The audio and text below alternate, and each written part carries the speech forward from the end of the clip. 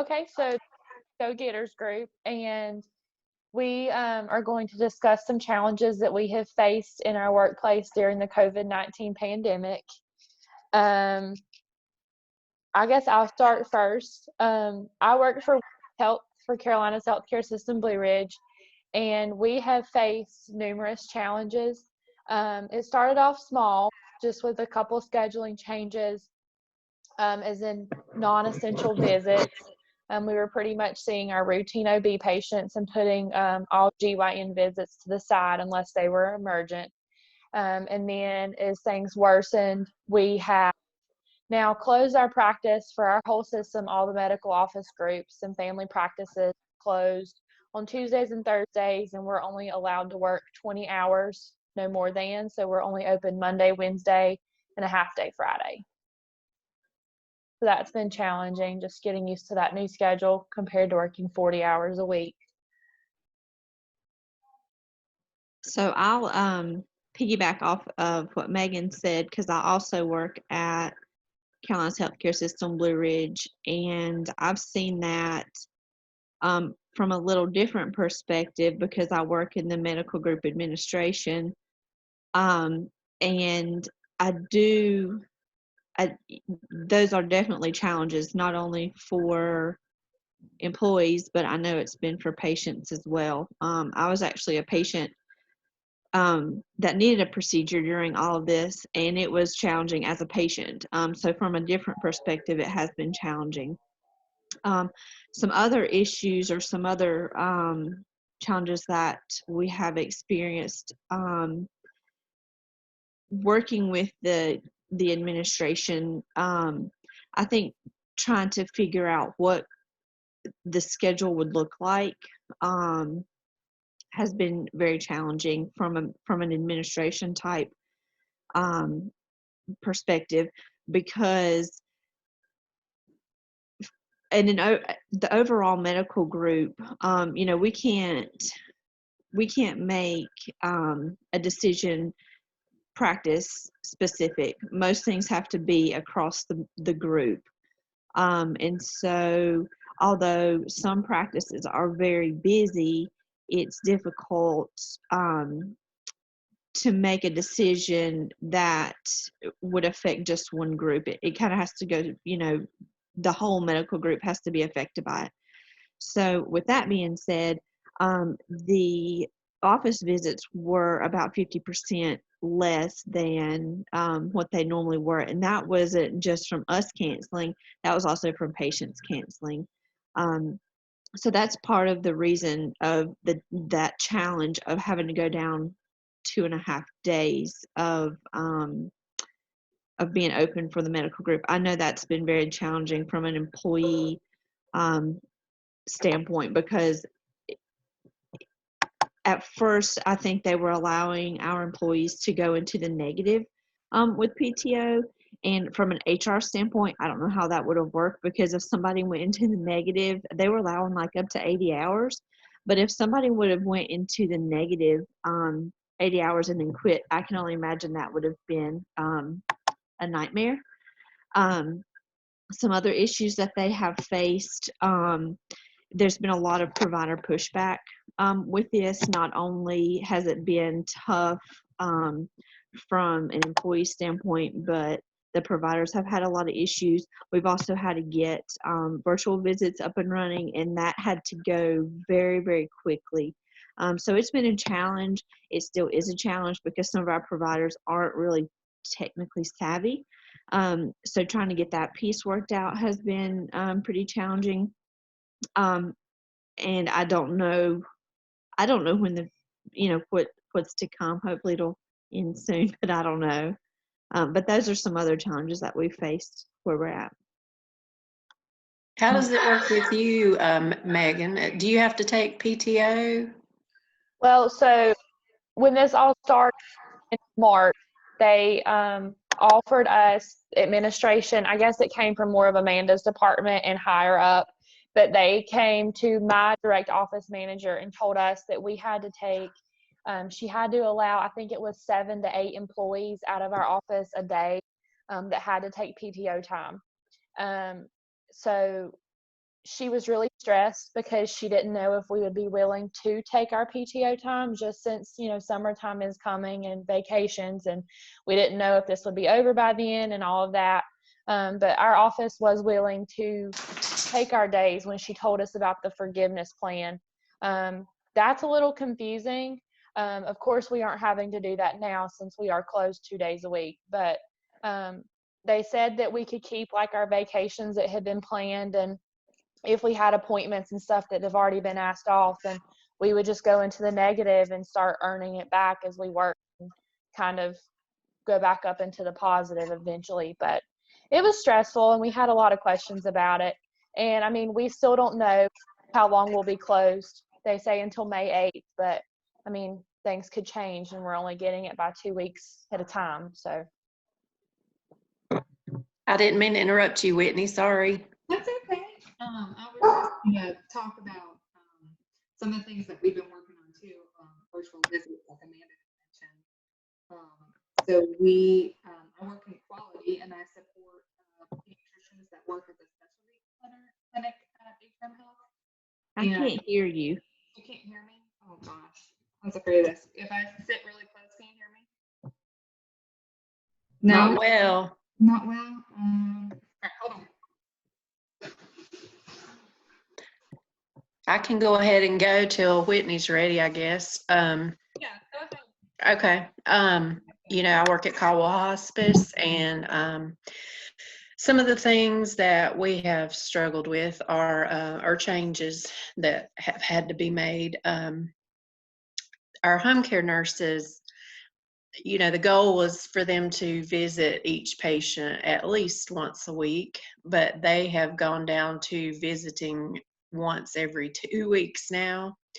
And since they're doing that, I had gone down to PRN status, and I have not been able to work much at all because they're using the home care nurses that, since they're not as busy, they're using them to fill in on the unit instead of part-time and PRN people.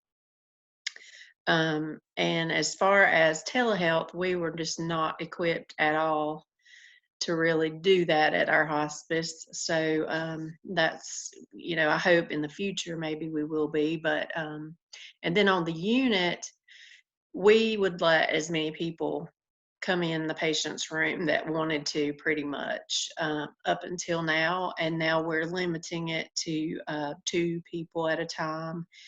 And the employees have to wear masks, and they're having to reuse them because there are not enough, and they're just the regular flimsy paper mask. And they're checking employees' temperatures before they start work and things like that. But it's just been challenging because, when you have a loved one that's nearing death, a lot of times, these big families will want to gather around and be with them and, just share that time. And that's not possible right now. So that's been hard.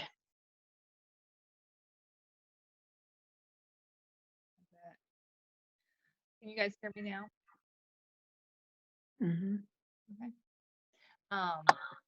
So I work in quality and I support the pediatricians that work in the specialty clinic for Atrium Health. And they had to quickly adjust the way they see patients. They had to go to virtual visits, only seeing urgent cases in the clinic. So that's been a lot of supporting them change their workflow and work habit. And like you said, maybe aren't as technology, advanced as everyone else. So those have been kind of things that we've been helping them get up to speed with, and what does it look like, and from a quality perspective.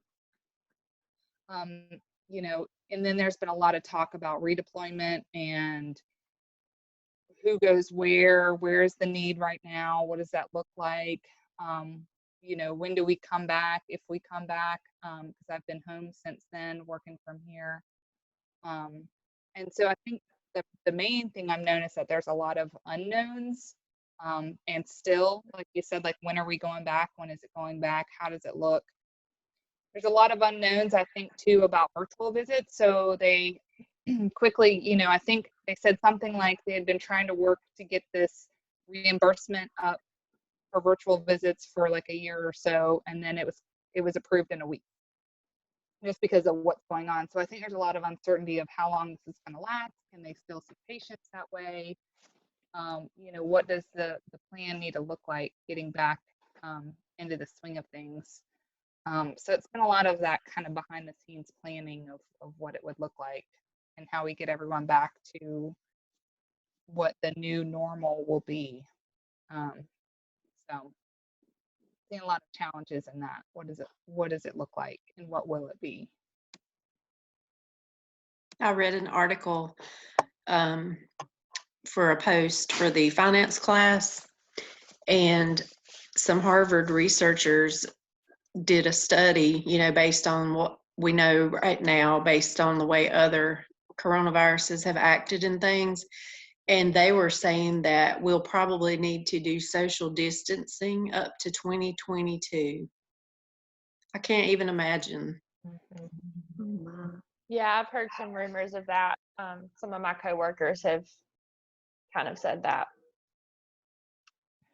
It'll be different. Mm-hmm. And I feel like a lot of my patients will be scared to come out since they are pregnant, just because there's not a lot of research out right now due to how their bodies are changing and everything's still up. I feel like we'll really use the telehealth visits a lot more, probably. I do too. I think that's going to be the big game changer. I think they're going to continue with more of those, especially for follow-up care. If you don't need, Just like a Medicine. medicine check or something. Yeah. I think that's what it's going to be personally. But it's some physicians, they're afraid that that the reimbursement's not going to be there, so they don't want to put a lot of time and effort into thinking about, that being the real deal, and that's what they're going to have to start doing. So I don't know. It's like I wish we had those concrete answers to tell them, like, yeah, we need to keep focusing on this and make this more efficient, so that because this is what's going to be the new normal. But so we'll just see, I guess.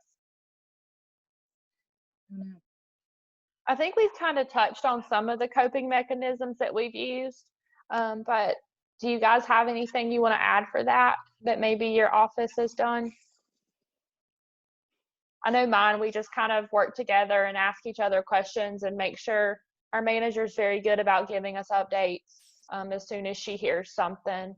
And we just go to each other if we have a question about how to schedule a patient or what certain doctors are wanting to start doing, and just looking over their schedules as much as we can to try to eliminate people from coming in. And it's hard, especially with patients and their spouses coming in for ultrasounds and wanting to be a visitor, and they can't. We have visitor restrictions now. And that's hard because they think once they go into labor, they're not going to be able to have somebody. And that is lifted for that department, but they're only allowed to have one visitor. They have to wear a bracelet at all times that can't be changed.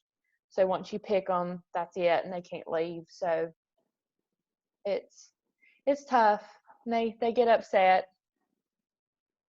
I really feel for people in that position, like having babies and all these people that have lost loved ones that can't have the funeral that they want to have for them, and people at hospice, that are dying that can't have all their family around. It's just so sad. Mm-hmm. I know our organization, they have started a Code Lavender, and so every day they will send out an email, and it's a short little video. It's called I think it's called Daily Mindful Moment or something. And it's one of the chaplains at the hospital. And it's just, I don't know, it's like 1 or 2 minutes maybe. But it's for like meditation or prayer, just to kind of remove yourself from the daily struggles of what you're dealing with. One of the things that kind of baffles me is in healthcare, we think that we're untouchable, and that we're really needed in this, but like Megan has said, like we've all kind of alluded to, some of us that aren't on the front lines, even those that are on the front lines, have had hours cut and we're working from home and all of that, which really boggles my mind. But even though we're not there facing it like New York is or something, it's still very stressful. And I tell you, the first couple weeks that we dealt with this, I felt like I got absolutely nothing done with my work. But I was exhausted every single day because it was just mentally exhausting. But these daily mindful moments are just a few minutes to kind of take a breather, so you can focus on yourself and focus on peace, comfort, whatever, so you don't have to think about everything else that's going on around you, whether it's having to take your PTO, not getting enough hours, dealing with actual patients, whatever the case may be. So that's one thing that the organization is doing. I think, like Megan said too, I think a lot of people have really stepped up and they've really been cohesive and really been there for each other a lot more than they normally would have. And when we look at our core values, one of them is teamwork. And I could say that one thing that I've really seen throughout this crisis, as everybody's deeming it, is teamwork. It doesn't matter if that's my job or not. I'm going to go do it and I'm going to help out. And I've seen that across the board. You kind of step out of what you normally do to help out to get things done. And I really have seen that across the board at our organization, which has been really nice. I have too, and I think it really has set an example of how the organization is ran. You can see, how employees and employers are treated day to day by their organization, and not just in healthcare in general, but everywhere right now. You can see how they're being ran and just how they're treating people. I think that's important right now too. Yeah. I've been taking lots of walks around the neighborhood. That's how I cope. Got to get out and take a breather. Some of the symbols that I've observed in my organization, they do like an incident command email every day, and it seems to come across like at 3 o'clock or later. And it's pretty routine. It just gives us updates about everything. So I feel like that's a ritual in a way right now. But it just tells us if there's an update, how many cases have been confirmed now, any changes that employees need to be aware of, such as being screened, where to park, how to enter buildings, when you need to have a mask on. All of that information is in those. And I just feel like that's a good way to communicate consistently with all the employees, no matter what level you are. One thing that I've seen, I'm sorry, were you done? Okay. One thing that I've seen in any kind of Facebook post that I've noticed, almost any communication that's come out about this, like organization wide, it's been like hashtag we're all in this together. And although I know that's not just our organization, I think that is pretty symbolic in all this, because they are really meaning that we're working as a team. I, like you, Whitney, I work in quality, and I have today, and I'll be doing it tomorrow. So when they go to the hospital, which I don't generally do anything in the hospital other than have meetings, I've been screening people. They've had gaps of where they needed people to fill in. And so because we can't do anything really with quality with my job right now. So I've taken that time and said, I'll do whatever is needed. There's some things that I cannot do. But one thing I can do is take somebody's temperature. write it down on a sticky and give it to them. I can screen employees before they come in and make sure they don't have a fever and ask them a few questions. So I think this whole, we're all in this together, and everybody kind of stepping outside of their normal routine, their normal job or position. I think that's really been symbolic in all of this, and I think it really is holding true throughout our organization, because there have been nurses that have been redeployed. 2 nurses that work with me in quality, they were redeployed over to the hospital. So they're obviously showing commitment, which is another one of our core values, because they could have taken, they could have just been furloughed. They could have taken all of this time off and not had anything to do with the organization, but they chose to commit to the organization and help out where the need is greater. So I really think that a lot of our core values are being upheld through all this pandemic. I agree. I've seen that all in this together banner on a lot of things at work, through Atrium Health as well. So I think it is definitely a slogan that everyone has, joined in on, and it's a way to have a community saying, we all feel like we are all in this together. And also the homemade masks, they sent out directions on how to sew homemade masks, and so the community came together and made a bunch of these, and they're donating them to the hospitals. And those are what they're going to be giving out if they run out of regular masks, for people who aren't necessarily patient facing, but maybe for visitors or whoever needs one. I've seen a lot of community involvement of donating supplies.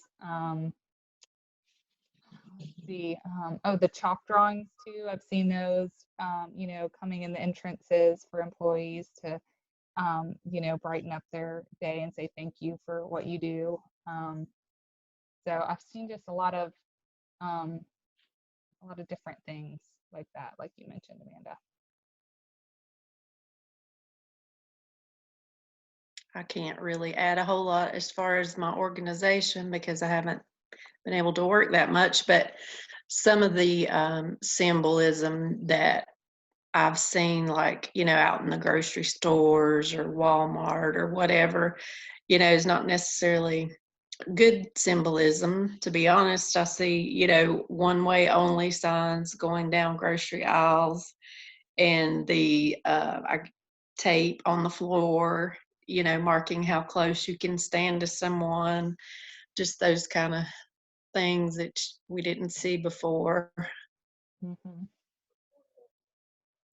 I just feel like that way for a while now. Mm-hmm. It's just a little scary. It really is. Yeah. Well, if you guys don't have anything else to add, or you feel like we've answered everything. All I right. think so. All right, then I'll stop recording.